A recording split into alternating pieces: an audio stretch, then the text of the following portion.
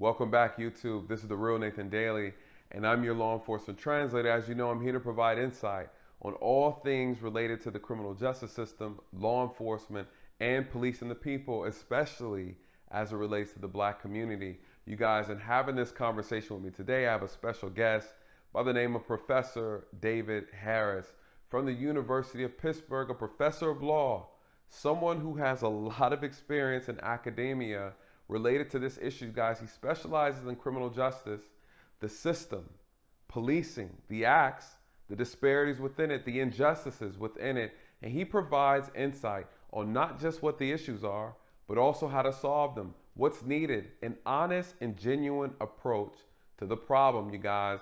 A very well renowned and respected criminal law professor who has written several books, over 4 books, on different major sensitive topics regarding the relationship with the criminal justice system and the black community. He's also published several articles and research articles within the criminal justice journals.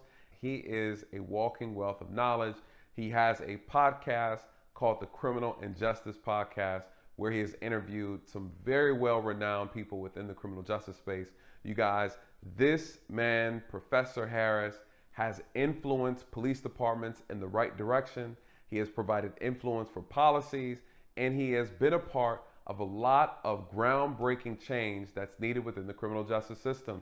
You guys, this is the type of person that you've been asking for. Someone who's doing the work in real time, you guys. He's here with us today, and he's going to provide a wealth of knowledge. He's here to give us some wisdom.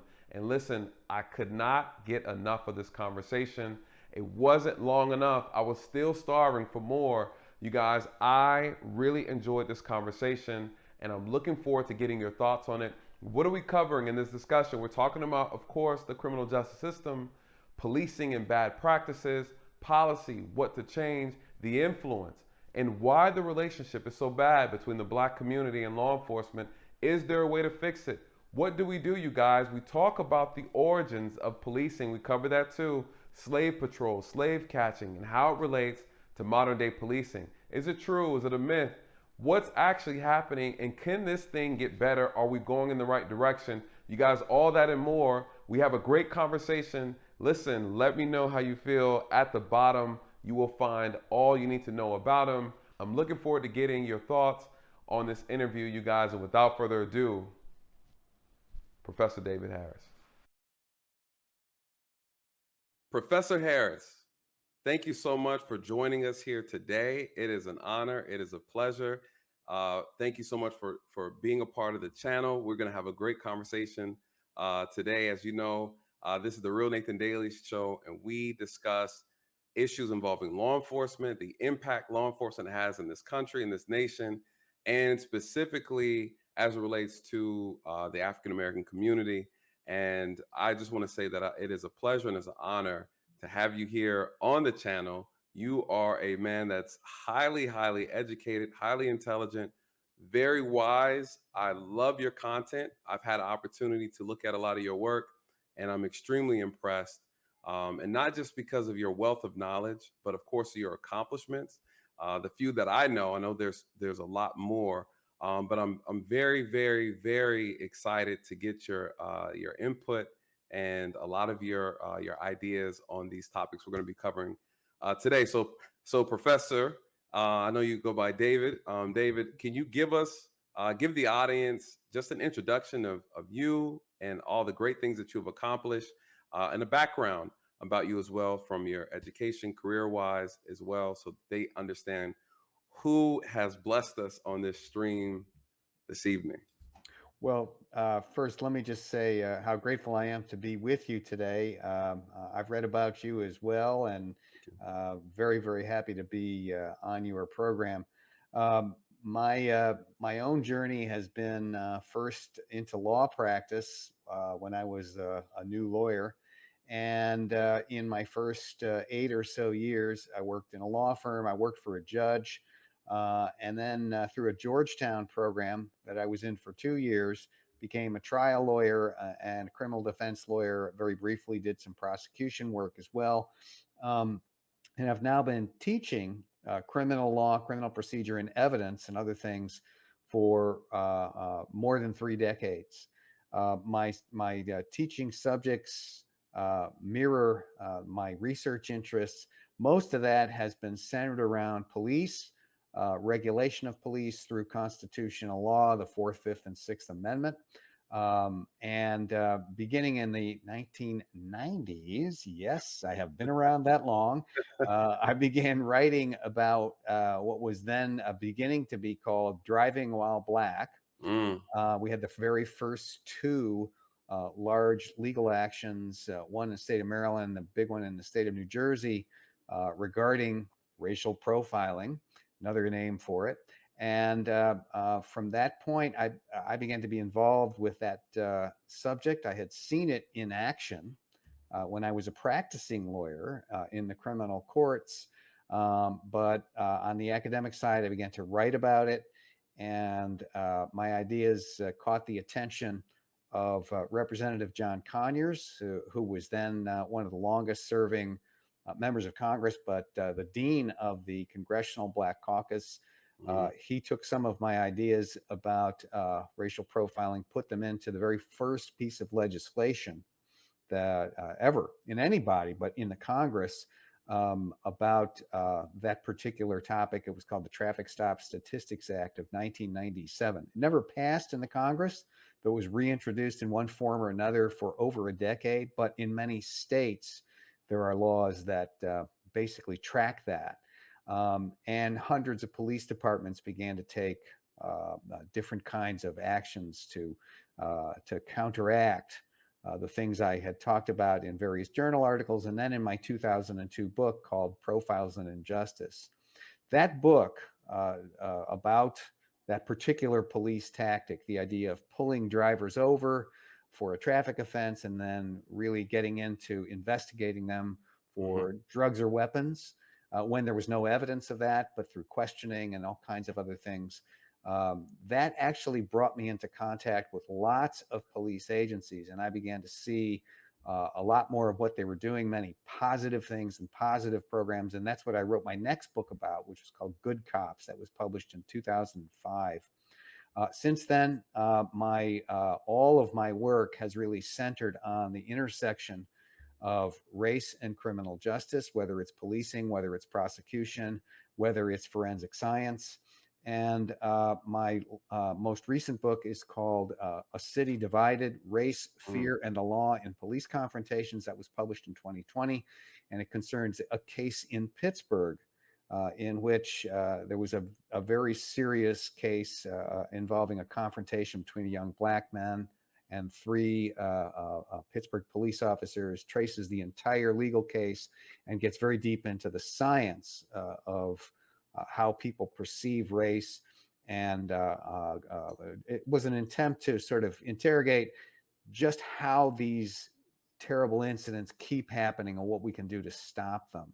Along the way, I have had the privilege to work with government agencies and nonprofit groups and community groups of all kinds in Pittsburgh and nationally.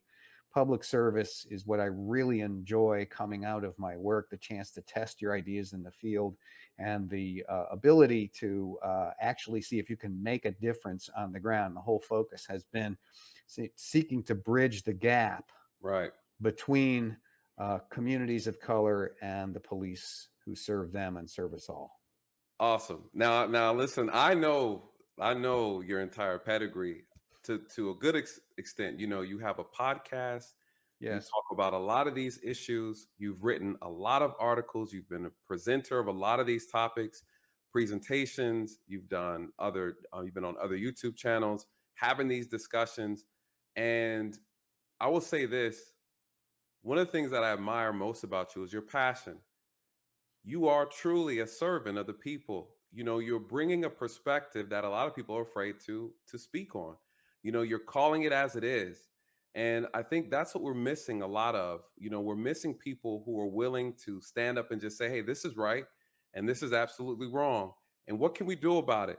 You bring an expertise that's surgical, and I absolutely enjoy hearing you speak, and we have a lot in common. I'm curious to know the things that we don't have in common as far as our perspectives, and I'm looking forward to seeing if anything does come up. wanting to really challenge you, and I'm also wanting to learn as well. And really, I've learned a lot already just from doing the research on you and looking into a lot of the work that you've done. I And appreciate this a lot, Nathan. It means a lot to me that you would show such appreciation for my approach, and I can tell that we share that kind of right, wrong, and pragmatic yes, approach to real problems. I'm not really that interested in academic theories for mm, theory's sake. You show me how we can improve things. yes. That's what I want to talk about. There we go. And we're right on the same page, brother. Right on the same page. With that being said, let's dive into I'm curious. Is policing, is the profession getting better? Right? We know the history has been rocky, it's been rough.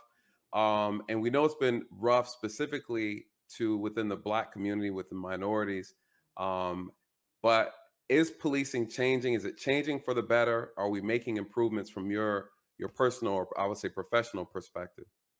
That's a great question and a hard one to answer, but also there are some clear improvements. The reason it's a hard one to answer is because American policing is so hyper localized. Mm, We have 18,000 police departments in this country. It's yep, funny when I meet up with my peers or with people in law enforcement in the UK, say, and you ask them, how many police departments do you have over there? And they say, well, it's either 45 or 48, depending on how you count. And I think, oh my gosh, 18,000 over here. And our Department of Justice, our central national law enforcement headquarters has direct supervision of only a handful, the FBI and Secret correct. Service and so forth. So all of these departments are essentially independent under the laws of their states. They just have Yes, to meet certain minimum standards. Because of that, the question of are we making progress is really kind of hard to answer because some departments have made great strides. I mean, you compare the LAPD of today to the LAPD of 20 years ago. I mean, correct. you've got a night and day difference. I'm not saying LAPD doesn't have its issues. All police departments do, all public agencies do. But there's been great change and great progress. Same with the NYPD. I mean, the things that they've done over the 30 years, looking back, not that they still have problems and have had recent problems, Right. but there has been a lot of change, positive change. And I have to say, coming from me, and I'm obviously a middle-aged white man on my best day, I'm middle-aged, right? All right. So it's easy for me to say it. I'm not saying that more progress is not needed, not at all, but I do see progress. There has been change in use of force in some police departments. There has been change in the consciousness of racial bias, implicit bias, the ways that those affect police departments. Sometimes change has been forced on some agencies, like the New Right. York Police Department being forced to reckon with its stop and frisk practices, which were Right. not constitutional.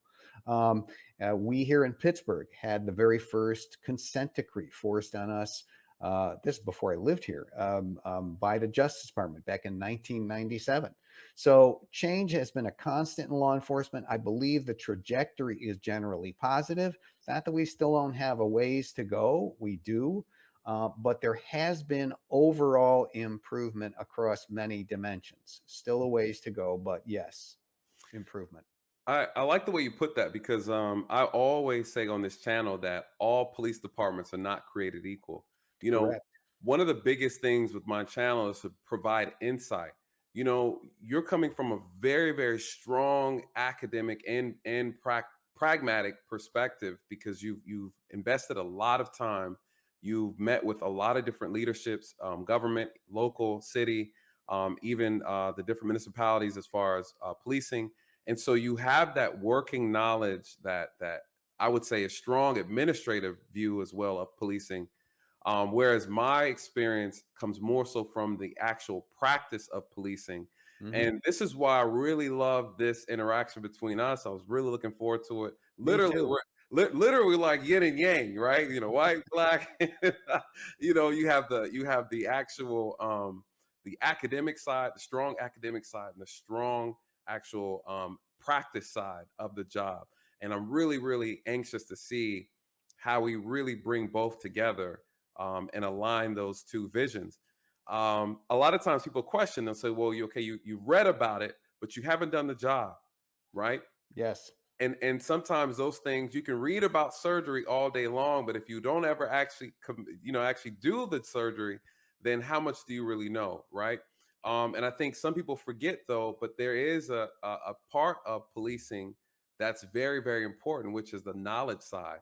I always talk about how a lot of officers are not trained well enough to do the job that the citizens are demanding that they do, rising to the expectations.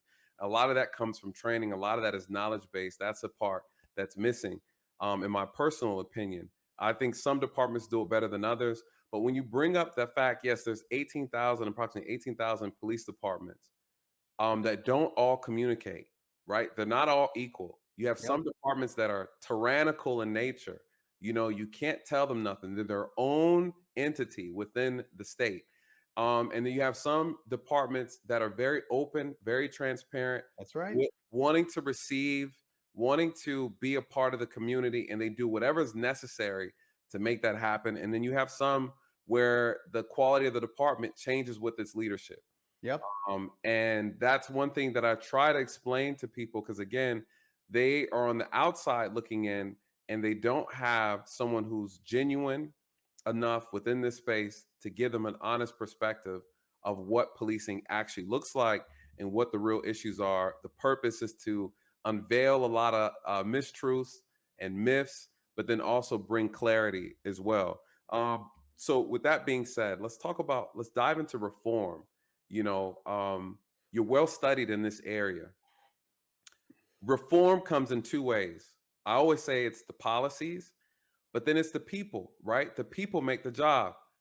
An officer is just a person that's enforcing the law through their upbringing, their religious beliefs, their moral beliefs, their value systems, um, how they were raised.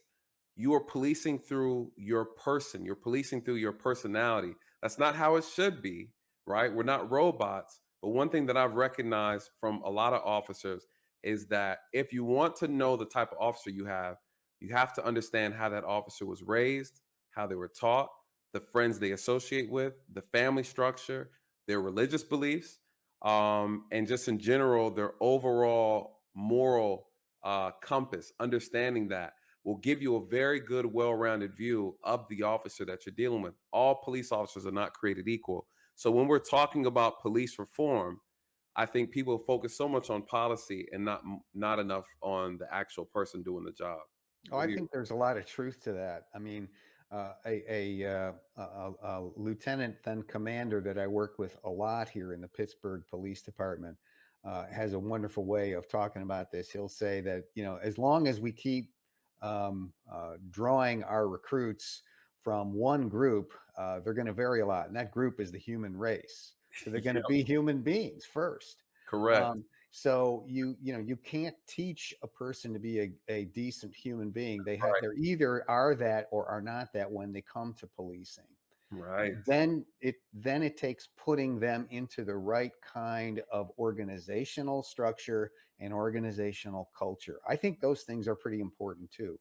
You Yes. get good people and then you put around them and train them in solid policies, good training on those policies, good supervision, accountability as necessary. Yes. You can have something that will work. And then the culture of the organization. Who are we? How do we see ourselves vis-a-vis the people that we serve? What's acceptable here and what is not? All those things make a huge difference. When we talk about police reform, I mean, there's a lot of recent discussion. I'm sure you know this, Nathan, post George Floyd's murder. Hmm. People saying reform didn't work. It was a total failure.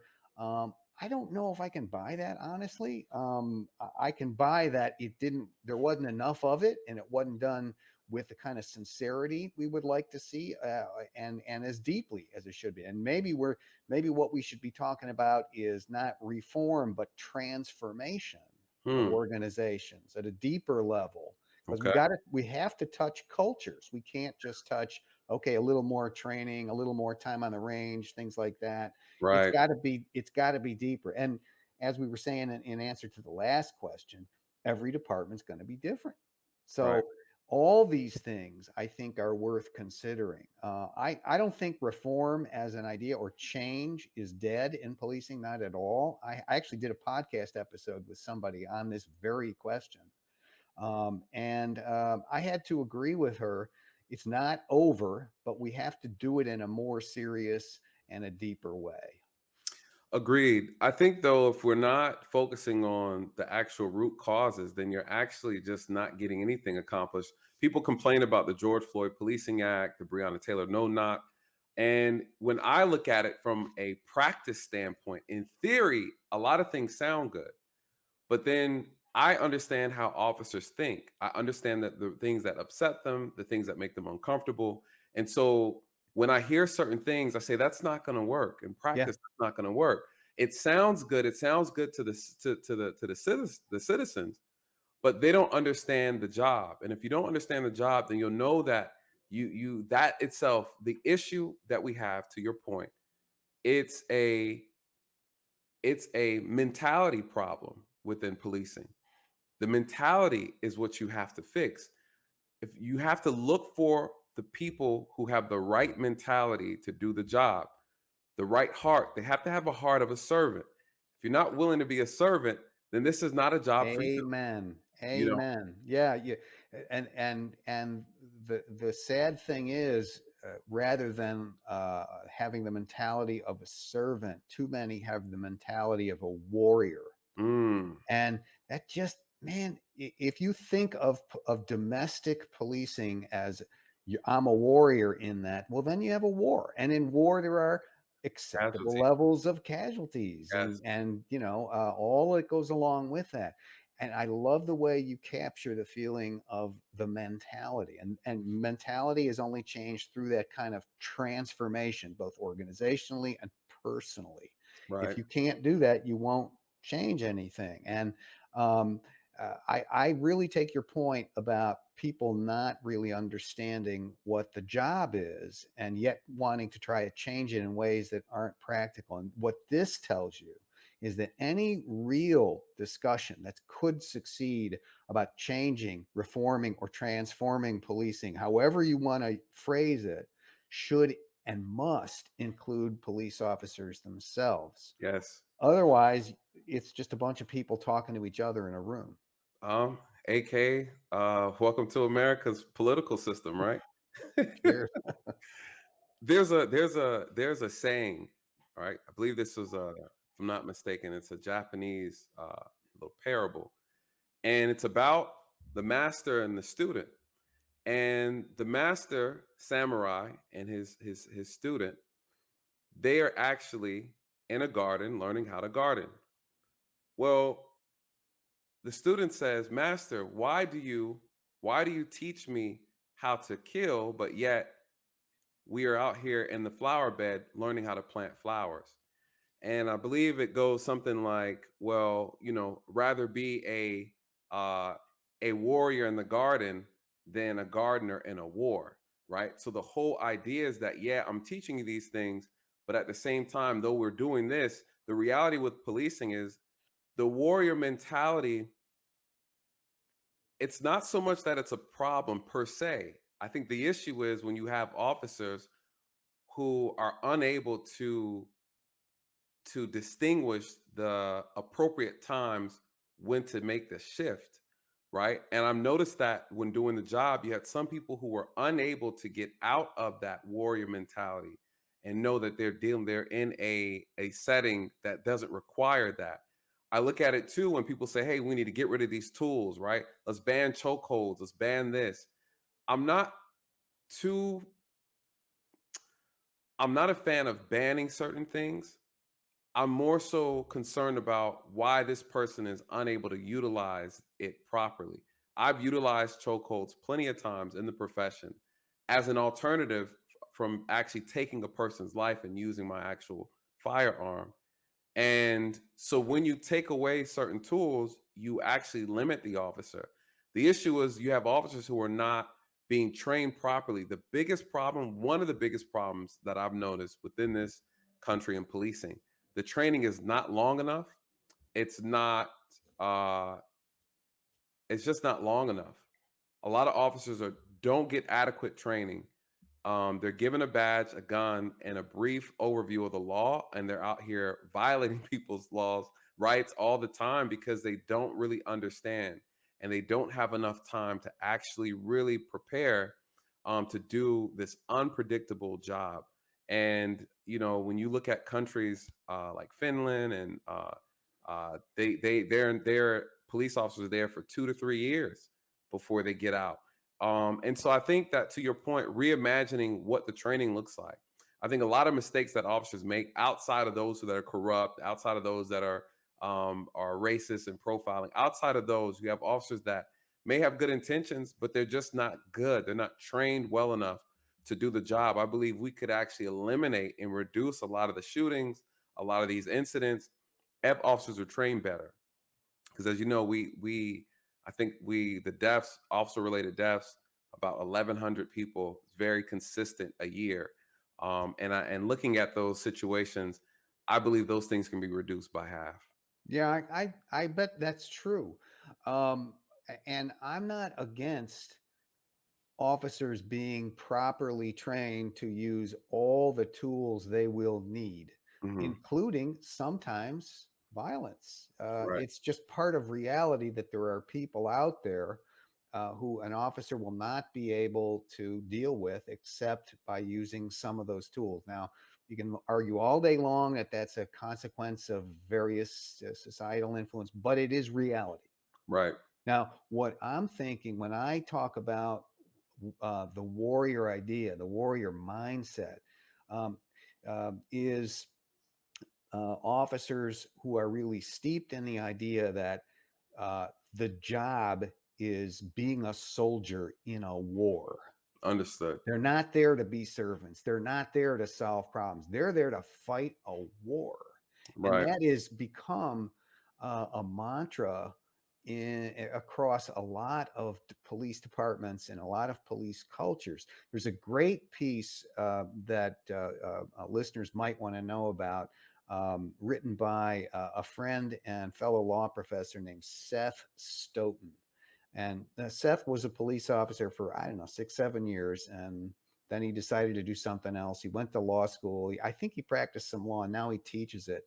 But because of his dual perspectives, Hmm. he really understands what this is and does a great job of kind of taking it apart and showing why imagining the job as going to war, or sometimes the metaphor is a little different. It's the sheep and the sheepdog. I'm The sure you've heard sheepdog. this, Yes, right? the sheepdog. Lieutenant Dave Grossman's book on this is a sort of a classic in certain police circles. I'm afraid I can't remember the name of it right off top of my head.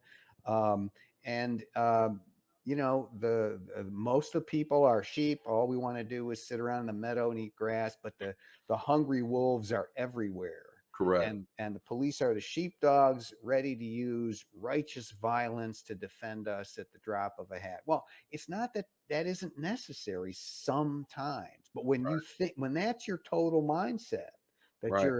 you're the sheep defending off the wolves, or that you're a soldier in a war, that leads down some paths that absolutely don't fit into domestic policing, in my opinion. I would agree. That is a model that we use a lot, and I think the problem is, unfortunately, you have some officers that aren't mature enough to be That's able it. to again remove that, because you see that a lot too. Officers get off of work, but the work is still on them, right? It's still upon them on their every day. They still have to carry their badge on them. They still have to carry the gun. They still the mannerisms is that of an officer who's still on duty. They can't separate themselves. It's almost a psychosis, right? When you really think about it, you get lost in this new reality you created for yourself based on your environment. And when I start seeing officers slip into that psychosis when all your friends are police. All you talk about is police work. The friends that you had before the job, you no longer can relate to them. They don't understand you anymore.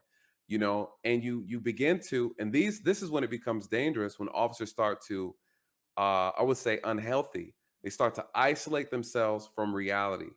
um, their job becomes their everything, their life. And then you start to look at the citizens as individuals who don't know any better, right? You start looking at citizens, you start distancing yourself from them, and you can't distance yourself from someone that you're serving. And what ends up happening is some officers will put a barrier between them and the people they're serving, and therefore it starts to transform into, no longer I'm a servant, now I have a duty to do this job. I become now a law enforcer instead of someone who is here To to serve. serve. um yeah, and one thing that I've noticed is it happens very subtly, and it happens over time, and you become engulfed, and you become drawn into that mindset. And if you don't have an outlet, for officers who don't have outlets, they become consumed in that mentality. And then before you know it, you're policing different, you're talking different. The ego starts to become more aggressive within you, and you start to look at the citizens as if you're above them. And that's when you start having the issues with officers. So I definitely agree with that. You got to stay grounded, and you got to stay connected to reality, or you lose yourself. Absolutely. Mhm. And I think that is just human nature, like you said, and it is the influence of power, the influence of unchecked, untamed power. Amen. And when you have that, it's corrosive, Mhm. naturally corrosive. And I've had my ego moments, right? I've had my moments. Haven't we all? And but my heart is so dedicated to serving that I've always been able to get myself out of it. I've always had people around me to remind me, hey, you're Nathan, not Officer Daly, you're Nathan. Mhm. And when you do the job for the right reasons, it's easier to stay grounded. And when you have a good support system, and some officers don't have that, and then some officers get into it for the wrong reasons, right? So we know that to be true. Um, Real quick, is there a way to filter that out? There's no tool, right, to measure the heart of a person. Is there a way to filter those people out, the ones that don't belong in the profession that manage to squeeze in? Well, number one, I think you already hit on one way, and that is to make good choices up front when you recruit. Yeah. If you look at recruiting material, will sometimes show the SWAT team, and here's some guys rappelling down the side of a building or rescuing somebody out of a river. I mean, it's not that that never happens, but Right. that's not about serving people on a daily basis. What you want is the person who can tell you about the coach in little league or working at the neighborhood council or things like that. Um, Very interesting work that's been done in some police departments where they go to the community and they say, "What do you want in a police officer?" Right. And they're not going to tell you rappelling down buildings or great physical strength. They're going to tell you somebody who can talk to me, who's honest, has good communication skills, who has courage. So you got to start that way. And then you have to say the best predictor of performance as a police officer is actually performance as a police officer. So that first year or 2 years is really crucial. Mm, And to the extent you see attitudes forming up or conduct forming up, early warning signs, you got to be willing to say, maybe this isn't for you. Even though we've made a big investment in you, it's not for right. you. So once you do that, it takes monitoring on a long-term basis. We have to pay attention to officer wellness and mental health in a way that has not been done before. We've seen a huge spike in officer suicides. Yes. I mean, it's just been awful. The leading cause of death for police Yeah. And because of that, I mean, because of the conditions that they face and the stress that they're under and so forth, we can't just throw officers out on the street and say, you'll be all right, buck up. That's been the attitude for a long time. We've got to do more for them, recognizing what they're involved in day to day. correct. So I agree with that, and I think that requires, a lot of people say that all the time. We want officers to have mental health um, visits and to be diagnosed, not diagnosed, but to be treated and to have these things, these interventions. But I always tell people that, yeah, there's money involved in that. These Hmm. things require a lot of money. I'm a firm believer. I'm putting together a list of reform ideas, and I know we talked about. I want to definitely have another show with you and just ramble off all my ideas and really get your professional opinion on them. But one of them in regards to this is that you can there's approximately 700,000 police officers policing in this Hmm. country. That's a lot. One would argue it's not enough. Well, it depends though. It depends on whether or not we overutilizing the force law enforcement that we do have. We're using them for a lot of social issues and things of that nature where we can really reduce and scale back. I say almost 80% of the types of calls that officers respond to, we don't need to respond to. And when you scale that back 80%, take 80%. I mean, a lot of these like alarm calls, car accidents, uh some domestic, some issues involving children and family that officers really don't need to be a part of. You scale that back, you create more opportunity, more time for officers to train, more officers to have downtime to recover so they're not being ran through consistently. Right. That money, you free that money up because now you don't need as many officers, so you free up money for training. You free up money for mental health wellness, and so there's a way to make it work. And so I have a lot of ideas in regarding that I think I would love to get your thoughts on. But that'll definitely be for another time. But I truly believe that officers are being overused in Oh, areas. there's no question about it. No question, Yeah. especially, a couple of big categories: mental health crises and Yes. homelessness and drug addiction. And then a lot of times it's all three. And many cities have awakened to this. You asked early on about improvement. And one of the big things I see in the last 2 years is an increasing number of cities. I'll include Pittsburgh, but there are many others that are trying to form the infrastructure now so that when there's a mental health crisis, the only alternative is not people with badges and guns. It's a squad of social worker, medic, people like that, maybe a police officer to back them up until they see the situation is under control. Those are the people you actually need to serve people Correct. in mental health crisis. It's not police officers who can't really do anything except arrest Correct. at best. And shoot at best. Yeah. And that's what a lot of issues have resulted into, where people who've been suffering mental health crisis have been shot and killed. Yes. And it's very, in some scenarios, as we know, are unavoidable. But implicit bias, I know Yes. this is your area, your strength area, and I believe we probably agree with the same when it comes to this. We're talking about a society that is constantly being conditioned, influenced through media, social media, family, friends, all these things, and even our personal experiences or um, things that we've learned from others, right? We've learned to dislike people or to think a certain way about people vicariously through someone else's experiences. These things help mold our perception and perspectives on other people: white, black, Asian, Hispanic, religions, genders. Um, these create biases when we start having these encounters. What are your thoughts? Can you explain to the audience what implicit bias is and how it actually impacts policing? And is there a solution? Yes. Implicit bias, what that means are unconscious, implicit, unconscious preferences or biases against one group or another. All Mhm. right.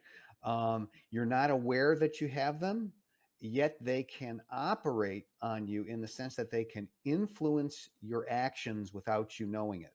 All right. So that it's not about your character. It's not about whether you're a good person or a bad person, you're prejudiced or you're not.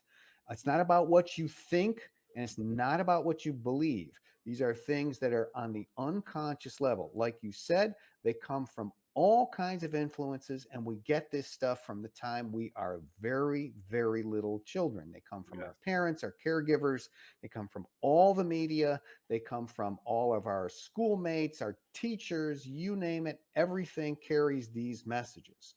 The dominant stereotypes in this country since Reconstruction and earlier have been that Black people, especially Black men, are violent, they're criminal, they're dangerous. Hmm. And you'd be surprised how deeply baked in to the unconscious this is. Folks finally figured out implicit bias in a big way, I'd say 20 years ago in the field of social psychology, and they figured out ways to measure it through something Mm. called the IAT, the implicit association test. We don't have time to right Right. here to go into what that is, but everybody who wants to can actually take the IAT. You take it online, you go to Harvard implicit.edu. I think that's what it is, harvard.implicit.edu. You Awesome. need a computer with a keyboard and an internet connection. That's it. All right. And you can be tested for your own implicit biases. It's an ingenious test. Now it doesn't tell you will you respond in any certain way in any given situation, but we know from this millions and millions of test administrations across many years that 75% of all people carry implicit biases of one degree or another, holding negative views of Black people. Now, 75% of all Americans who have taken this, millions of them. Now, interestingly, it's 88% of white people, but it's almost half of Black people too. Mm. And that tells you that this is, like I said at the beginning, it's a human being issue, right? Yes. And it's not even, it's a police issue, but only because police are human beings, but especially important because of the grave responsibilities they have, the things like using force and making arrests. So how does it impact policing? If police don't know about this, their decision making, their actions in the moment can be influenced without them even realizing it. And that can lead to greater willingness to use force, to more difficult interactions overall.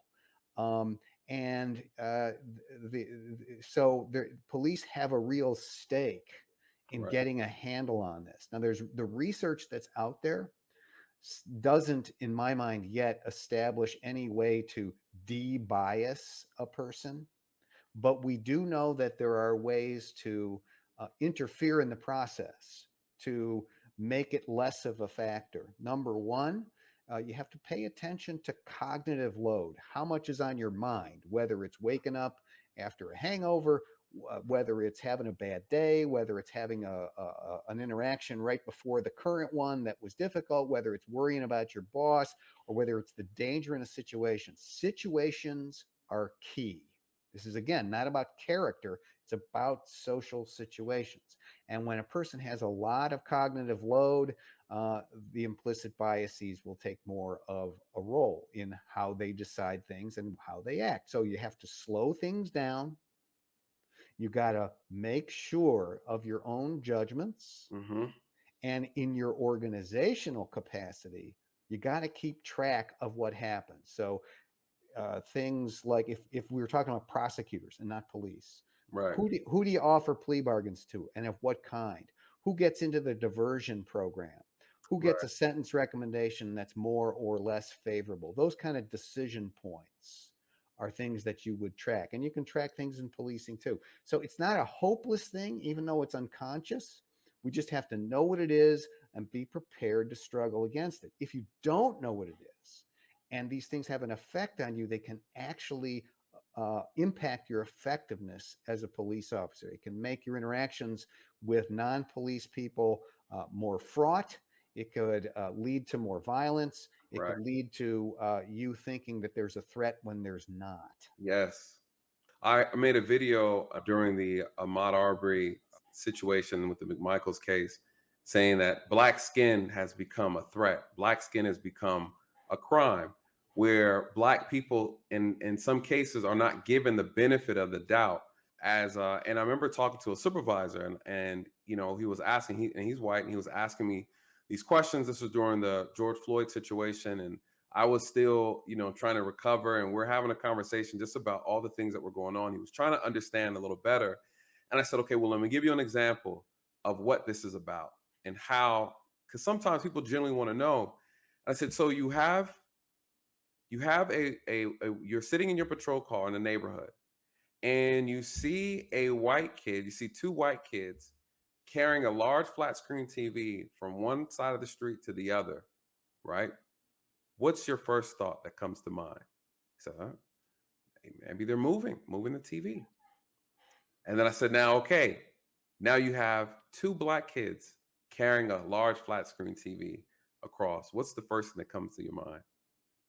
And he said, he said, okay, I see Yeah. what you mean. And he said, but Nathan, I'm not right. I said, it's not about being racist. No. And I think that's where the conversation has to be had. What is your first thought? What is your Right. second thought?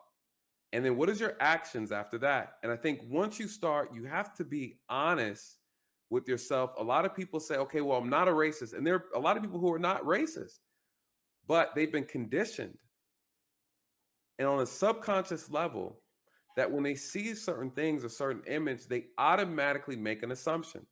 And so that is what we're trying to attack. But sometimes it's very hard. But to your point, there was a case in reference to a kid who sexually assaulted multiple young girls, or two young girls in New York. And the judge looked at the case. The kid was guilty as sin. And the judge said, I'm gonna give you 80 months of probation for raping these two underage girls. And he was wealthy and everything. This was the thing we talked about, the affluenza. For those who don't know about affluenza, it sounds like a flu sickness, but it is a legal defense. And we'll talk about that another time. But the legal defense that rich, wealthy kids use, or people use, as a way to say, look, I don't know any better. I'm rich, right? Like, this doesn't apply. This doesn't, I don't really understand the consequence of my actions because I'm wealthy. And what I noticed in the moment with the judge looked at this kid, and what he stated, live recorded, was that I don't want to damage his future. He's just 18, 19 years old. I'm concerned there's still hope for him. And so, to your point, you looked at this kid and you saw hope. But if you look at a black kid, you look at a Hispanic kid, do you see that same hope in him? And a lot of times I tell people that it's a natural reaction for those who are not careful, that you see yourself in people who look like you, who have the same upbringing, maybe the same gender, the same religion, the same culture, and then you want to be more empathetic to their situation. And sometimes that's a human reaction. Sometimes it is a racist reaction, right? And so we really don't know, but we know it's a problem, and we know that it's not acceptable, and it causes a lot of these disparities that we see within the criminal justice system. Some are unintentional, and we know that some are absolutely intentional. But to your point, when those things happen, we have to be able to look at the results or the outcome and say, hey, this is not consistent with all the other patterns and practices that we have been doing. And I know, to your point, implicit bias. And so, yeah, It's really true. And when you take the implicit association test, one of the things that it does, really this is simple. all anonymous, by the way. Yeah, okay. It also asks you to answer some basic questions about your beliefs in equality and Mm, fairness and so forth. And it asks you your demographic information: white, black, male, female, age, things like that. And what we find is that implicit bias exists even and just as strongly in people who have consciously expressed egalitarian values. mm, It's not different for them. So this is all an unconscious thing. And therefore, when that judge is making those decisions, and I love that you picked the judge example, because I constantly tell people this isn't just about police. right. The hardest audiences I've ever trained in this have not been cops. They've been judges, Yes. because judges will tell me, "Do you really understand what I do? I make decisions all day. Harumph, harumph." And I say, "Yeah, I get it. I get it. Yeah, but Ego. still, you got to understand these processes are operating in you too. That's why you have to slow down Right. and really learn about the person. Does that person have a future? What are that person's plans? And you'll undoubtedly learn a lot more that way and make a more appropriate sentencing decision. It's harder to convince police of this in certain ways because police have been trained forever. You know this better than I do. That if you don't respond like this, you're going to be dead. Yeah. Yeah. And though there's truth to that, But it's like almost, yeah, hardly ever. well, I will say you don't know what you don't know. In the Yeah. profession, something as innocent as a can I help change your tire could turn into a situation where you stumbled upon someone who just committed a robbery or just committed a violent crime. The issue with Good policing point. is though the percentage of these incidents are Hmm. small, the problem is you don't ever know when they're going to happen.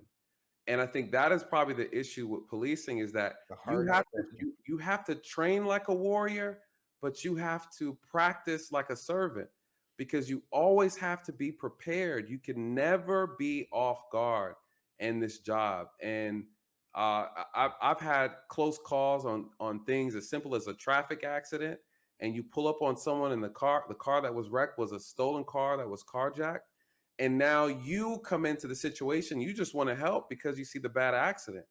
Well, the criminal in the car is like, I'm going to be found out about this gun is stolen, this car is stolen, and we were actually got in a wreck because we're fleeing from this carjacking. But as an officer, I don't know that, but they know it, and so in a moment of and pure sincerity, I just want to help, turns into a situation where an officer is caught off guard and fighting for his life.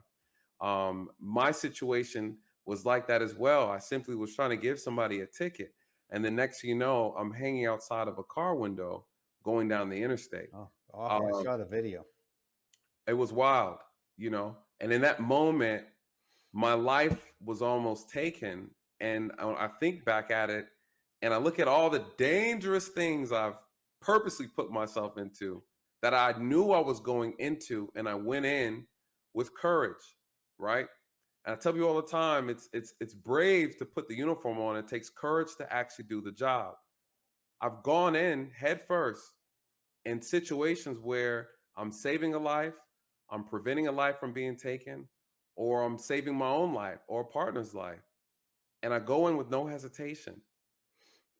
And in this moment, trying to write a ticket is when the unexpected, not thinking I'm going to anything dangerous, was the day I was in the most danger of my life. And so it's very the percentage is low. You have majority of officers never fire their weapon in the line of duty, right? And when you think about all the encounters, almost 80 million people encounter the police a year on average. And you think about that encounter, almost approximately 10 million people are arrested a year, right, by the police. And even then, we still have only 1,100 people on average a year lose their life from a police encounter. So one could also argue that the police do a better job of keeping people alive than we'd like to admit. I think one of the biggest arguments that I make on this channel is that the issue that people have a lot of times is the professionalism is one thing that I hear a lot. The professionalism, the ego, and the abuse of authority, and then the excessive force. Those are a lot of the top arguments. And then people are looking at who's using the force and also equating that to being racism or systemic in nature, right? Because the officer is white. And I tell people that just because the officer is white and they use excessive force or they abuse their authority doesn't make them a racist. Their behavior might make them racially insensitive, but that doesn't make them a racist. And then, of course, you do have officers that are racist, right? And so that does exist, but it doesn't that just because the officer's white and they were mean to you or they slapped you over the head a little too hard doesn't make them a racist. And so it's just really bringing a distinction between the two because sometimes it's hard to see when you're on the receiving end, you know. Um, All good points. Thank you. Appreciate so that. Yes. So let me ask you this going into this, because I think the relationship with the Black community when it comes to law enforcement, there's a history, right? There's a history, a very bad history with African Americans in this country, just in general, as we know from slavery, from then slavery being abolished, then Black codes, then Jim Crow, right? And so we go on and on and on. There has been a concerted effort throughout history oppressing African Americans in this country, and policing has played a role in that, enforcing that. The KKK involving themselves within law enforcement, within government and other institutions has played a role in that. So there is a distrust that the African American community has with law enforcement. You have spoke a lot about it, and again, I admire your dedication and your passion towards unveiling and bringing truth to conversations that people do not want to have. And I'm so grateful for that, and a lot of people are. And those who don't know, Appreciate that. you will get to know you and get to know that side. I'm going to ensure that they do. Um, the history of policing. There is. I've gotten discussions with people about this on the channel. The origins of policing, the history of policing. What are your thoughts on that? How far back can we go in reference to that? Well, it's such a good question, and there is a history that has to be reckoned with. Right. You can trace it back in some areas of the country to slave patrols. Okay. But even if you don't go back that far, and even if Boston maybe didn't have slave patrols, police were still often in the 19th and 20th centuries the tip of the spear, if you like, in terms of enforcing segregationist and unequal and bad laws that society had passed. Mm, And they often did so with greater force and in ways that were, we just recognize automatically how inappropriate all of it was. And some of it was just really awful. I mean, think of the confrontation on the bridge in Selma, or the ways that police departments would face off against voting demonstrators in the South. We've all seen the pictures and so forth with the vicious dogs and everything else. So there's a history. And then the history comes into the present, even if that stuff isn't happening anymore in those very blatant ways. I think a lot of Black communities can see that law has been enforced by police where they live, both over enforced in yeah. terms of, over stopping and frisking every kid when grandma sends them down to the corner for a quart of milk, to under enforcing, not showing up and not helping and being unhelpful when help is needed. So this history leads in the present, and has for some time, to when you see polling about something like, do you trust your local police officers or police department? They actually, police enjoy a fairly high degree of trust given everything that's happened in this country. True. But there's a gap, always a gap between the degree of trust enjoyed in white communities and in Black communities. And the gap is what ought to concern us. That just shouldn't be there. And the gap is the result of historical and sometimes present mistreatment. So, how do you address that? Number one, you got to do what Terry Cunningham, I think his name was, the president of the IACP back in 2015, got up in front of the entire group, the International Association of Chiefs of Police. He said, we need as a profession to apologize. And Mm, I apologize on behalf of this organization for our role in historic injustices agreed. in many, many places in the United States. And that's not comfortable. I know that. But you have to understand that if your police department was involved in wrongful conduct against Black people on a regular basis, uh, and now people in that department say, well, I wasn't even born back then. But it's Right. the same organization. It's the same patch. It's the Right. same badge. Right. And the people in the community know that. They remember it. They remember being mistreated. So it starts with reckoning and apology. Number two, all communities have to be served the same way. I live in a city, in a heavily dense urban area, and we get police service, and it's pretty good. My service and the way police operate here should be no different in any other area of the cities. And in too many places, not just Pittsburgh, I'm not saying, and Pittsburgh may not be completely susceptible to this, but in many places, different neighborhoods get different policing, and that's got to change. That's got to change. You got to be a servant to everyone, everywhere on the same basis. And number three, something you alluded to before, if so often it's not, people getting arrested or something that really irks people. It's the way they get treated. Treated. And that really grinds the gears, and Yep. it makes it impossible for people to say, I want to help police, I want to cooperate, um, when the chips are really down. Agreed. I agree with that. I think one caveat I would add in there in reference to, and again, maybe it should not change the way, regardless, professionalism is professionalism, regardless of what type of community you're in. I will say that crime plays a big role in how policing is done. Oh, yeah. Um, and so I think that is part of the discussion when people talk about these things that have to be added in, that crime plays a huge, huge role in that.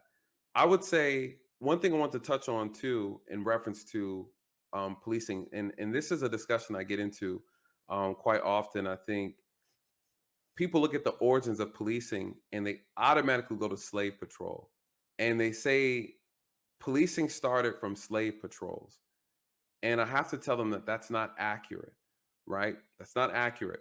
Um, policing policing was something that came to this country within the 13 colonies. They already understood law. They already understood enforcement. They took that from Great Britain, right? They came over here with that knowledge. They had night watchmen. They had constables. They were already practicing and executing law enforcement duties amongst the colonies. As the colonies transformed and they grew into communities, and this is before slaves were brought into the country. And so the reason why I always mention that is because it brings context to the conversation that's always missing. Because what tends to happen is we want to blame. I always say, if we're gonna hate policing, hate it for the right reasons, not the wrong ones. Hate it for the truth, not for the lies. If we're gonna dislike policing, let's dislike them for the accurate reasons. When we start to say slave patrolling is how policing started in this country, it automatically makes you hate the profession, and you see the profession and label it as its origins within itself was evil, right? It started off by catching slaves, but in all accuracy, slave patrolling started in approximately 1704, in the early 1700s, we could say, and it originated out of South Carolina, right? Or at the time, the Carolinas. Well, during that time, again, we had constables, we had watchmen, they were performing these duties already. And the watchmen, then we had sheriffs, and then you had slave patrols that started in the South, while other patrolling law enforcement was already going on in the North. And so slave patrolling was something that was very unique. It was a unique form of policing that formulated from the South and not the North. I always like to bring that context simply because people don't know, Yeah, right? no, you're And it's quite not right. and it's not justification, because slave patrolling was wrong, right? And those who were slave patrolling, as police departments started to form, as we know, the original police departments, Boston, uh, Chicago, New York. I think are the first. I think I might be missing another one. But these were the first founding American police departments. As police department and police force started to formulate, those who were slave patrolmen got into the profession of policing. Right? They got hired as policing, though they were already slave patrolling, and they did. So one could argue that policing had two different directions, one in the north and one in the south, and they look completely different. Do you think that's fair to say, or what are your No, I, thoughts? I really do. I think that, as I said, you wouldn't find the Boston Police Department originating in slave patrols. That it was a Southern thing where you had those. I was thinking in terms of the formation of police organizations, police agencies, which we don't see in this country until about 1830, 40, 50. Okay. The first organized urban police organization ever was in London with the Bobbies. And the Bobbies are called Bobbies because they were organized by Sir Robert Peel, Okay. Bobby, who was prime minister then. And then that very quickly transitioned across the Atlantic, Boston, New York, Chicago, places like that. But Right. not all police organizations came from slave patrols. No, some did in the South. In the South, correct. But there were no slave patrols as such in the northern tier of the country, for instance. Right. And I believe I want to say don't quote me. I want to say 1635 it was Boston that formulated the first police department. And so granted one could let's we could probably double check, but one could argue 1635 to 1700 though 30 years but give or take 30 years. But the whole idea though, I try to I want people to know, because if we're not careful, we end up demonizing the profession for or taking the risk. It's almost the whole idea is one bad apple has spoiled the entire bunch. No, no, I get your point. I really Yeah. do. And that's why I would put more stock, frankly, in the idea that police were in the position of enforcing really awful social customs and laws that Yes. actually came post slavery Mm, when we began to have major police departments. Lots of them, I mean, they were enforcing the black codes, Jim Crow, and things like that in the South. But right. social custom, blacks can't live here, what are you doing here, that kind of Right. stuff. That's And right. then blatantly segregationist laws, not just in the South but all over the country. And so, I mean, you remember these kinds of things as late as the 1960s, 70s, 80s. Right. So when people know that, it doesn't have to be that all police departments originated with the slave patrols in order for us to concede, we need a reckoning with the past. Agreed. 100% agree with that. And I think that's the first step that's absolutely missing. Unfortunately, we have some departments and some heads of departments that are so arrogant that they don't want to even do that. Let me ask you. No, I can't keep you too much longer, but let me I want to close with this. Um, the solutions. I'm all about the solutions. Your guy of solutions as well. The relationship. I have a saying, Operation Chocolate Chip, right? Operation Chocolate Chip is saying to the Black community that if you want to bring about change, you have to be about change. You have to put yourself in positions of power in order to change it. You can't shy away from the profession or dislike the profession because you don't like the way the system is set up. The system is the system. Is the system itself racist? No. It's the people in the system that operate the system that are the problem, right? The system is what it is. It'll always be what it is. The people are the ones who are operating it. It's like being mad at the gun for taking someone's life. The gun is the gun, right? But the person who operates the gun is the problem that you need to address. And so that's how I look at this system or the criminal justice system. I talk about how, according to the American Bar Association, only 5% of the attorneys in this nation are African American. Therefore, less of them are judges, right? And so when you have less representation, who is going to speak or help change things from within? When it comes to policing, I believe 12% of the police force is African American, and that number is declining because a lot of departments are having a hard time getting Black people to join and become part of the profession. So, in your opinion, in your professional opinion, how do we how do we square this circle, right? We dislike the system. We don't believe the system is fair. We don't like police in our community within the Black culture. There's a portion of our community that does not like the police, does not trust them. You don't trust them, whether they're white officers or Black officers, but then we don't want to do the job. In your personal opinion or your professional opinion, what Does having more black officers in the profession, more black attorneys, more black judges, does that have a positive impact for black cases, the black community, and outcomes, better outcomes with law enforcement? I think more representation of all underrepresented groups, and I would include women too, Mhm. um, can improve the legal profession, law enforcement, and policing, everything. There's no question that that will have a positive impact going forward. And the police, especially, are suffering not just because they can't successfully recruit in communities that don't trust them. They also is a whole cadre of officers who came in when the courts were willing to enforce non-discrimination in employment stuff in a much more robust way. And we had an influx of police officers in the 70s and 80s who were black and women. And it certainly happened here in Pittsburgh. And now lots of those folks are retiring. So it's a double whammy, and Right. it's killing them as far as representation. But I don't believe that just mere numbers, as important as they are, will solve the problem. I think there has to be transformation both of the organizations and the culture. As I was Yeah. saying before, the organizations must be more transparent. They must acknowledge where they've been and who they want to be going forward. And they have to make real changes in terms of things like using force and discipline that gets imposed. They have to be transparent with the public.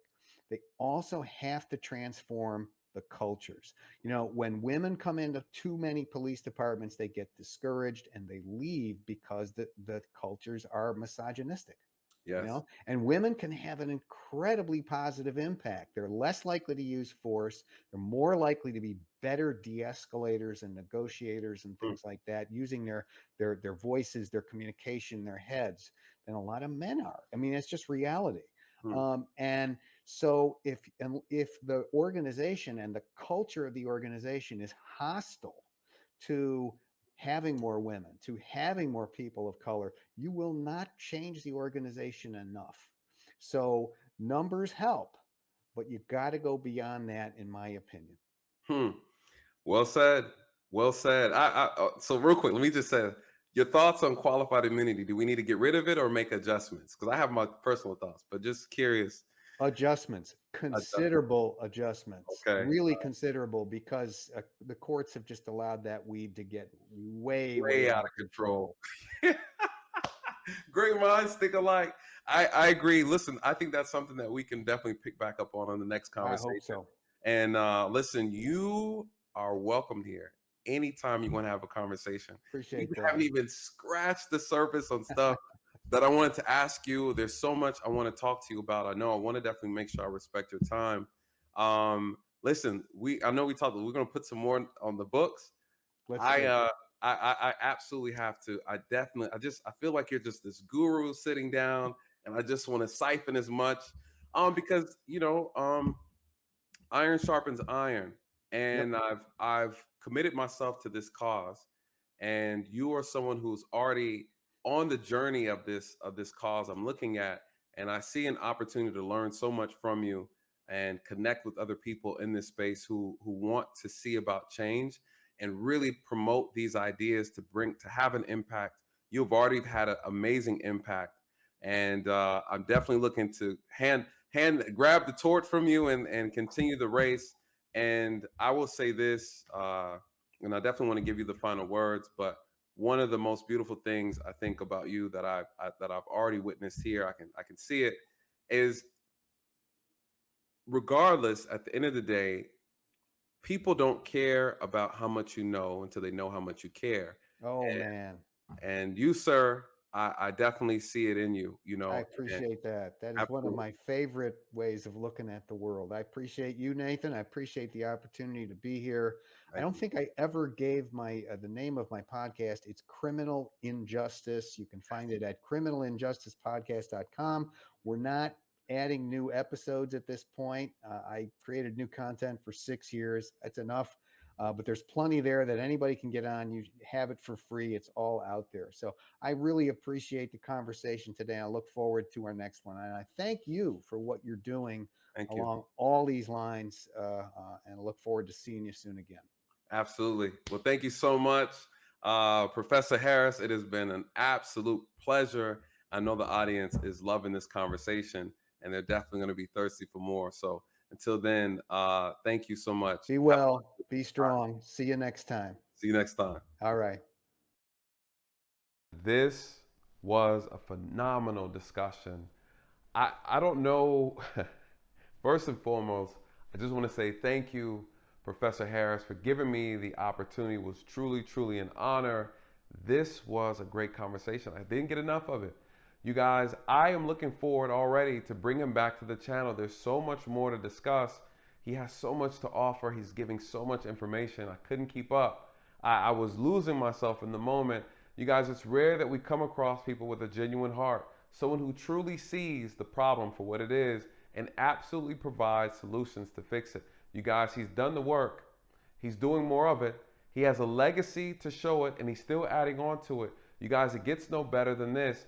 I think that this was phenomenal, and I hope that you found invaluable insight from this conversation. I guarantee you there's more to come. And please, you guys, please check him out on his website. Please check out his podcast. You will not be disappointed. I'll put all the links at the bottom for you to find it. And please also go and support by checking out the books that he has written as well. I have put an Amazon link there. It'll take you directly to them. You guys, I don't know what to say. I'm speechless. Again, at the same time, Professor David Harris, truly grateful for the opportunity to have this conversation. And I'm looking forward to another one. What did you guys think? Please, you already know, put it in the comment section. I will respond. And also, if there's any questions that you would like to ask him for next time, please put that in the comment section. I'll definitely try to get him down for a live stream, you guys. But this right here is definitely a classic interview. And again, I'm looking forward to having another one. And with that being said, you guys, let these truths find you where the lies have left you. Good night. God bless.